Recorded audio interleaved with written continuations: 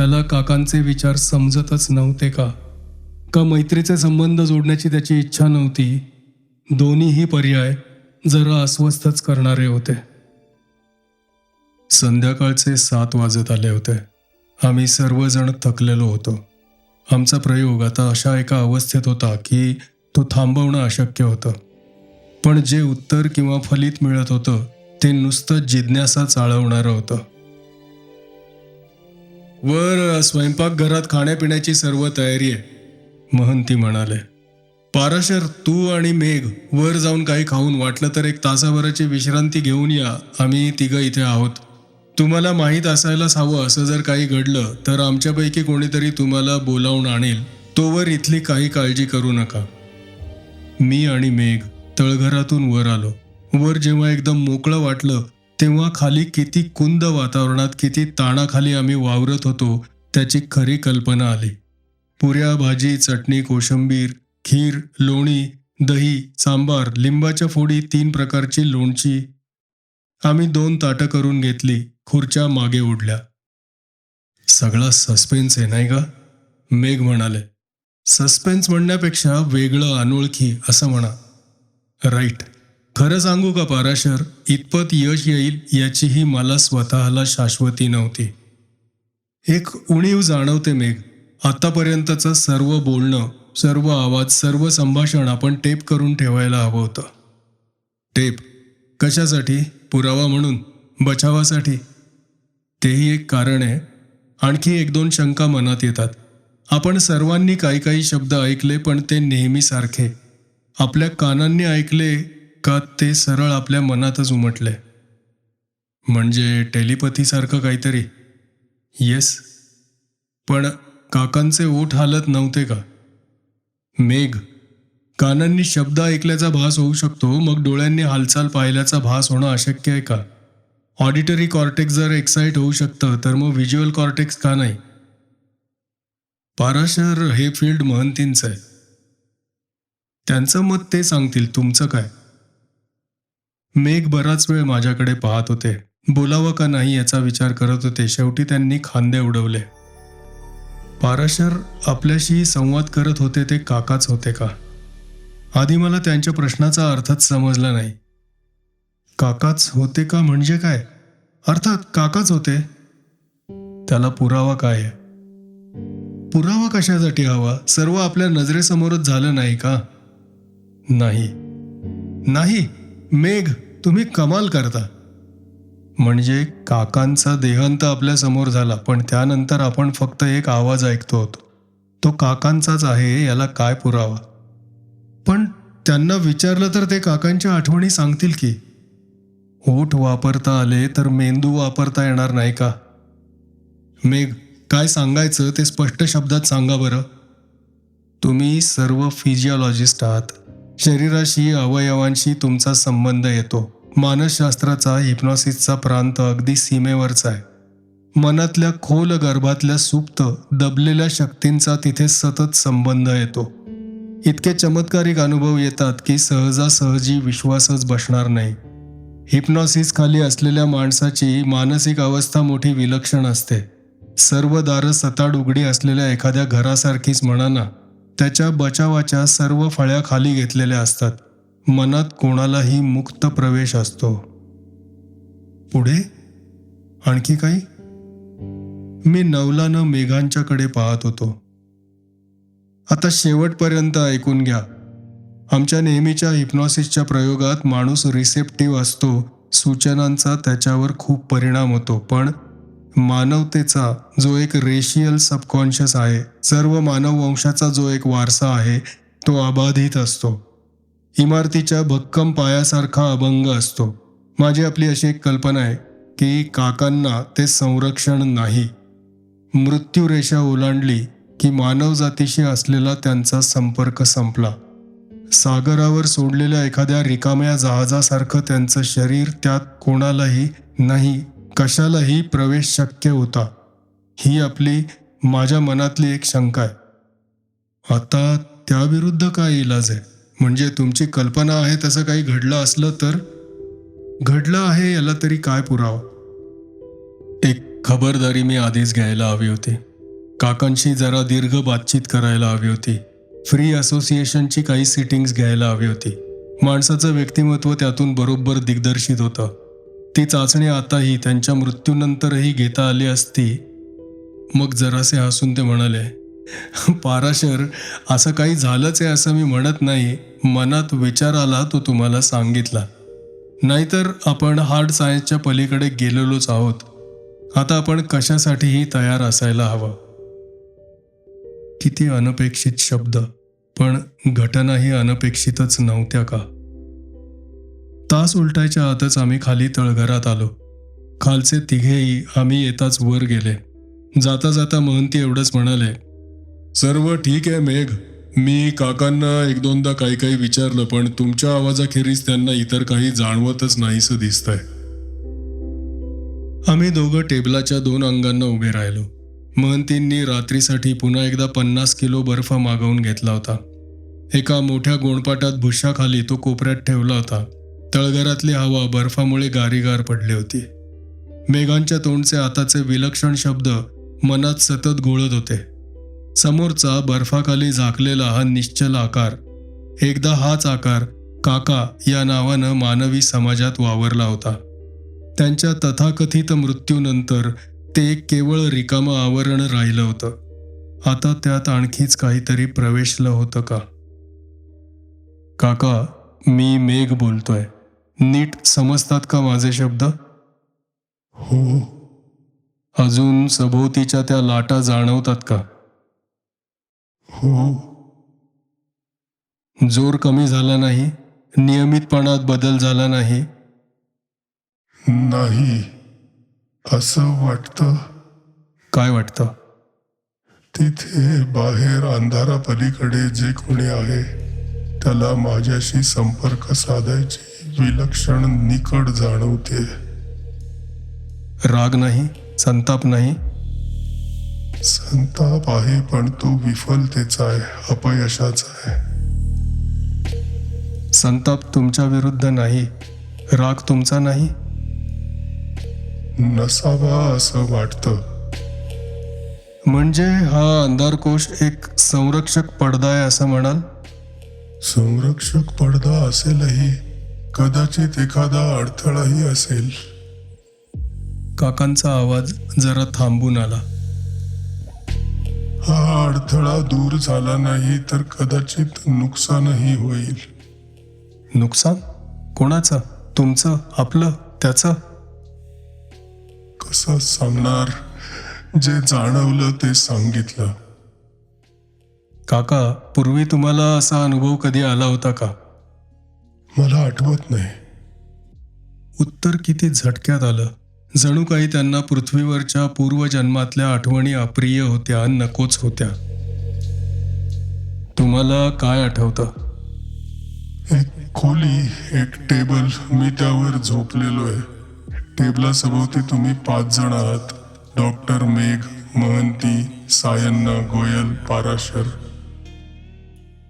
माझ्याखेरीज इतरांशी का बोलत नाही तुम्ही? मला माहीत नाही. त्यांचे प्रश्न, त्यांचे आवाज ऐकू येत नाहीत का? मला माहीत नाही. किती चमत्कारिक उत्तर. त्या धडका अजून जाणवत आहेत का? आता धडका नाहीत. आता मला चारी बाजूंनी कशानं तरी आवळून धरल्यासारखं वाटतंय. काहीतरी माझ्या अगदी जवळ येऊन पोहोचलंय असं वाटतंय. इतर काहीही खूण नाही? नाही. आमची काही मदत होण्यासारखी आहे का? मला माहीत नाही. मेघ माझ्याकडे वळले. पाराशर, वरच्या तिघांना बोलावून आणता का? परिस्थितीनं वेगळंच वळण घेतलंय.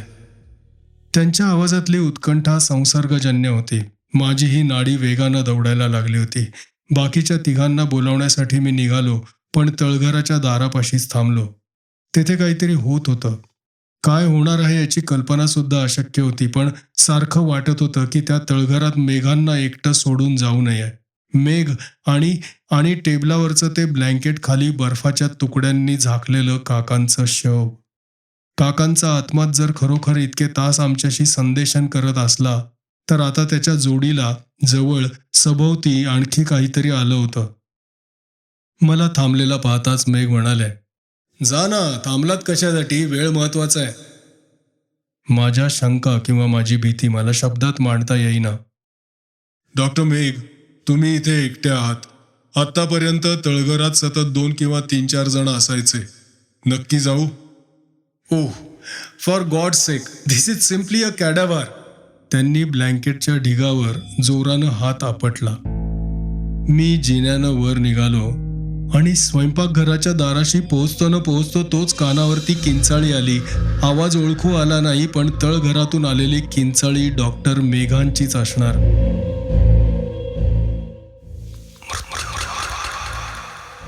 प्रकरण 10. मी दारातच थांबलो. नजर समोर होती पण लक्ष खाली होतं. मग खुर्च्या धडाधड मागे पडल्याचा आवाज आला. खाण्याची एक डिशही खाली पडून खळखळत फुटली. मग आम्ही चौघं जिन्यावरून दाण पावलं टाकत खाली आलो. तळघरात आलो आणि एका पावलावरच भिंतीवर आपटल्यासारखे थांबलो. टेबलावरचं काकांचं शव होतं तसंच होतं, पण खाली टेबलापासून 4-5 फुटांवर डॉक्टर मेघ अस्ताव्यस्त पडले होते. गतप्राण होऊन पडले होते म्हणण्यापेक्षा पसरले होते. एखाद्या अजस्त्र पंजानं त्यांचं शरीर छिन्न विछिन्न केलं होतं. एक हात तुटून कोपऱ्यात पडला होता.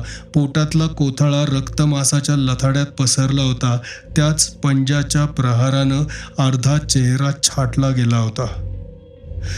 देवा देवा, सायांना पुटपुटत होते. महंतींनी हातांची जुडी छातीशी धरली होती. त्यांची मान नाही नाही म्हणत होती. शरीर पावलांवर मागे पुढे होत होतं. गोयल पुढे झाले. त्यांच्या मागोमाग मीही पुढे झालो. कोपऱ्यात प्लॅस्टिक शीट होता. तो आम्ही डॉक्टर मेघांच्या विदीर्ण शरीरावर पसरला. त्यांच्या शीट खाली इतस्तः पसरलेले अवयव सारले. शीट खाली धुमडला. माझी भीती खरी ठरली होती, पण त्याचा अर्थ मी दोषी होतो असा नव्हता. मी हजर असतो तरीही हत्या टाळू शकलो असतो का? हा काय साधा हल्ला थोडाच होता. केवढ्या राक्षसी शक्तीचा प्रहार झाला होता. मेघांच्या देहाचे अक्षरशः लचकेच तोडले गेले होते. डॉक्टर मेघांचा मारेकरी कोण होता? मानवी तर खास नव्हता. कोठून आला होता ते तर उघडच होतं. मृत्यू रेषेच्या पलीकडून तो आला होता. आपलं अघोरी कर्म करून गेला होता. पण का? अचानक असं काय घडलं? जवळजवळ 12 तास काका त्या अवस्थेत होते. इतका सर्व वेळ काहीही झालं नव्हतं. मग आत्ताच का व्हावं? मेघांनी काही केलं का? काकांशी असलेल्या संपर्काचा क्षीण धागा तोडण्याची धमकी दिली का? तसा प्रयत्न केला का? ते टाळण्यासाठी हा हल्ला झाला होता का? आणि तो मारेकरी अजूनही आमच्या आसपास वावरत होता का? काका, काका, शब्द ऐकू येतात का? गोयल टेबलावर वाकून जोरजोरात विचारत होते, पण त्यांच्या प्रश्नाला उत्तर आलं नाही. काका जिथे कुठपर्यंत होते तेथपर्यंत फक्त डॉक्टर मेघांचाच आवाज पोहोचू शकत होता, आणि तो आवाज आता थांबला होता. कायमचा थांबला होता. काकांशी असलेला क्षीण संबंधाचा तो एकमेव धागाही तुटला होता. काय झालं होतं, का झालं होतं, आता पुढे काय होणार होतं, आम्हाला काहीही माहीत नव्हतं. कधीही कळणार नव्हतं. आता शास्त्रीय जिज्ञासेला किती महत्त्व राहिलं होतं. त्या जेनरनं स्वतः देवीच्या जंतूंचं इंजेक्शन घेतलं होतं. आमचं धैर्य त्या पातळीचं होतं का? हा सर्व प्रयोगच अकल्पित, चुकीच्या मार्गानं चालला होता. आता तर आम्हाला त्याचं ज्ञानही होणार नव्हतं. त्यावर आमचं नियंत्रणही राहणार नव्हतं. मृत्यूला शेवट नाही एवढंच सिद्ध झालं होतं. आपल्याला माहीत असलेलं आयुष्य संपत असेल, पण मृत्यूनंतर शून्य, पोकळी, अंत नव्हता. तिथे काहीतरी होतं. पण हे यश असलं तर किती भयानक यश. ज्ञान हे सर्वदाच हितकारक नसतं. ज्ञानानं नेहमीच सत्ता लाभत नाही. सायन्नांचा काळा चेहरा मातट रंगावर गेला होता. त्यांचा श्वास धापाधापांनी येत होता.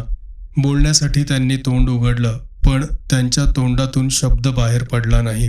उघड्या तोंडातून नुसते आ आ असे आवाज येत राहिले. त्यांचा तोल जात होता. बल्बच्या प्रखर प्रकाशात चेहऱ्यावरचा घाम चमकत होता. पाराशर, महंती ओरडले. कार्डियाक सीझर, त्यांना धर. सायन्ना खाली पडत असताना मी त्यांच्यापाशी पोहोचलो. त्यांना सावकाश सावकाश जमिनीवर झोपवलं. महंतींच्या जवळ स्टेथोस्कोप नव्हता. त्यांनी सायन्नांच्या छातीला कान लावला. माझ्या हातात त्यांची नाडी होती. विलक्षण अनियमित गतीनं धावत होती. सायन्नांना आता इंटेन्सिव्ह केअरची निकड होती. त्यांचं हृदय कमजोर होतं याची आमच्यापैकी कोणालाच कल्पना नव्हती. कदाचित त्यांना स्वतःला असेल, पण ते कधी बोलले नव्हते. पाराशर, उचल त्यांना, आपण त्यांना वर नेऊ. पण मी सायन्नांना हात लावण्याआधीच ती कर्णकर्कश किंचाळी आली. आम्ही दचकून मागे पाहिलं. एनॅमलच्या पांढऱ्या टेबलापाशीच ते उभं होतं. थयथया नाचत होतं. 7 फूट उंचीचा विद्रूप आकार, सर्व शरीरावर रक्ताळलेल्या पू वाहणाऱ्या जखमा, डोळ्यांच्या काळ्या छिद्रातून धगधगत्या लाल निखाऱ्यांचा प्रकाश आणि आग ओसंडत होती. तोंडाच्या बोळक्यात काळी जीभ वळवळत होती. तोंड धूर ओकत होतं. पुढे आलेल्या हातांच्या शेवटी रक्ताळलेल्या लांब नख्या होत्या. पंजावरच्या क्षतात किडे आणि आळ्या वळवळत होत्या. तो रक्ताळलेला पंजा टेबलावरच्या निश्चल देहाकडे वळला. कांठळ्या बसवणारी एक दीर्घ किंचाळी आली आणि ते विद्रूप ध्यान अदृश्य झालं. हा दुसरा धक्का सायन्नांच्या सहनशक्तीच्या पलीकडचा होता. त्यांचं शरीर लुळं पडलं होतं. शरीरातला प्राण गेला होता. त्या रक्ताळलेल्या नख्यांनी मेघांच्या शरीराची चिरफाड केली होती आणि आता स्पर्शही न करता सायन्नांचा बळी घेतला होता. ते गडप झालं तरी त्याच्या किंचाळीचे प्रतिध्वनी त्या बंद तळघरात घुमत होते आणि त्यात आमच्याही किंचाळ्या मिसळल्या होत्या. भीतीच्या लाटा तळघराच्या भिंतीवर आपटून परत आमच्यावर कोसळत होत्या. आम्ही कानांची भोकं बोटांनी बंद करून घेतली होती, पण आवाज कानात होता, मेंदूतही होता, सर्वत्रच होता. क्षणभर आम्ही तिघं वेडाच्या कडेवर लटपटत होतो. मग आमचे आवाज थांबले. धापा टाकत आम्ही होतो तिथेच उभे राहिलो. स्फोटक आवाजानंतरची ही शांतता किती भयानक होती. महंती पुतळ्यासारखे स्तब्ध उभे होते. गोयल आणि मी दोघांनी आणखी एक प्लास्टिक शीट काढला. त्याखाली सायन्नांचं शव झाकलं. आमच्या प्रयोगातले ते 2 सहकारी आता गतप्राण झाले होते. का? महंतींनी एकाच शब्दाचा प्रश्न विचारला. मेघनी काकांना संमोहित अवस्थेतून बाहेर काढण्याचा प्रयत्न केला का? त्याला या राक्षसाचा विरोध असेल. मेघांची कल्पना मनात आली. काकांच्या शरीराचा ताबा दुसऱ्याच कोणीतरी घेतला असावा. मेघना आपल्या प्रयोगाच्या दिशेची शेवटी शंका यायला लागली होती. मी मेघांच्या शब्दांचा पुनरुच्चार केला. आता या सगळ्या अकॅडमिक चर्चा झाल्या आहेत, महंती म्हणाले. आपल्याला काय दिसलं यावर आपलं एकमत आहे का? हा भाग आपल्याला आवडला असेल तर लाईक जरूर करा आणि ही कथा संपूर्ण ऐकण्यासाठी कथेची प्लेलिस्ट डिस्क्रिप्शनमध्ये पाहायला विसरू नका.